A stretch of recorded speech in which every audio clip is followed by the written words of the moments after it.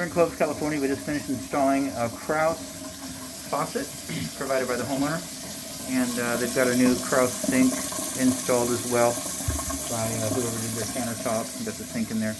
Anyways, faucet's installed. We're checking it right now just to make sure there's no leak in the water lines. Additionally, down here below, we cut back the old sewer line, and we've got tubular trap over to a new tailpiece. This is your basket strainer that we installed, and so that came with the kit.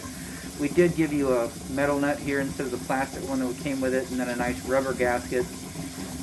The other one that came with it doesn't fit an 1.5-inch line, which is what this requires. So just a little piece of plastic coming down, trap. New shutoff valves as well. They're as old as the home, probably 20 years old, 25, I'm not sure. And they were the quarter turn. You can see over on the right hand side the cold water is right against the cabinet, so now quarter turn on, quarter turn off, you'll be able to actually use those and have some functionality with that. So hot and cold lines are brand new. We have 3/8 by 3/8 by 12-inch long connectors, brand new in the back of the cabinet right there. You can see them both connected.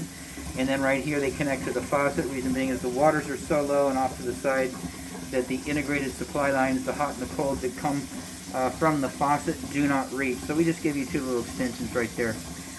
Monitor this for water, anything leaking, the drain line, if it starts dripping, or this basket strainer, or the water lines, anything like that, let us know. We'll come back out and take care of it right away. Outside of that, this installation is done.